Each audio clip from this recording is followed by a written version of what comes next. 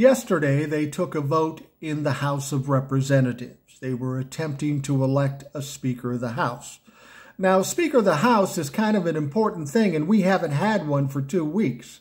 There's a lot that needs to be done, and without a Speaker of the House, nothing can be done. This has been kind of an embarrassment for the majority party, the Republicans, and they're hustling around and kind of frantic and need a Speaker of the House. So they chose Jim Jordan as their nominee, the heir apparent. And the vote happened yesterday. Unfortunately for the Republicans and for Jim Jordan, 20 Republicans from his very own party voted against Jim Jordan. He needed to reach a threshold of 217 votes to get the job. He only got to 200. So he lost. Still no Speaker of the House. Now, the common thought was, well, after this one failed, they'd do another one real quickly, and they'd keep doing them until finally they shoved Jim Jordan down everybody's throat, a la Kevin McCarthy back in January. But Jim Jordan says, hold on a minute. Let's wait for the next vote until tomorrow. I'm sure he's thinking that would give him time to persuade 15 or 16 people. Well, the vote was upcoming today at 11:30, and prior to the vote, Jim Jordan and his cronies says, we're probably going to lose this one. We might even lose worse than we lost yesterday. Well, why the fuck do the vote? Nancy Pelosi would never bring a vote to the floor that she knew she was going to lose. What, do you have some kink for being embarrassed? I think Jim Jordan does, because everything he's done since the Republicans got the majority in the House has embarrassed himself. So anyway, they take the vote.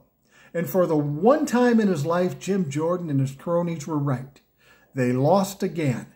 And they lost worse, because you see, this time, 22 Republicans voted against Jim Jordan.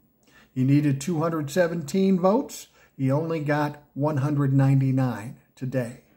You're going the wrong way, Jim. Oh, by the way, I should mention, yesterday, Hakeem Jeffries got 212 votes, every one of the Democrats in their caucus. And today, he got 212 votes, every one of the Democrats in his caucus. You want to hear something even crazier?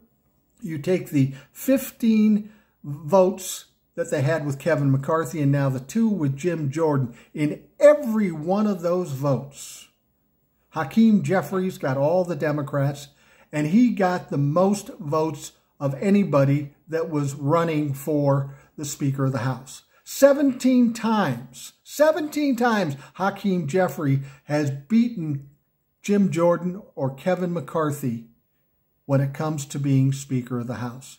Yet, Hakeem's not the Speaker of the House, and he won't be until the Democrats take the majority in the House after 2024.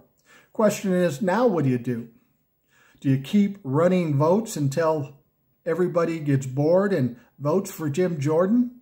I think the common thought right now is everybody's a little anxious, a little panicky, because we've got so much on the table. What they're going to probably do is issue a motion to hopefully try to give the current speaker, the temporary speaker, McHenry, more power so they can at least get some work done. And that's probably where it's headed. That doesn't mean he's going to be the Speaker of the House for the remaining year, but they're going to give him the power so they can keep working while they're fucking around trying to find somebody who will get 217 votes. This is all very embarrassing for the Republican Party and really proves what the Democrats have said. They're a do-nothing party. They have no unity. They're nothing but obstructionist. And this is a perfect example. So we still have no Speaker of the House.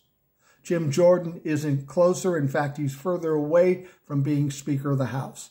The Republicans don't know what to fucking do. Their only option is to get together with the Democrats and come up with something, anything, so they can do the work of the people.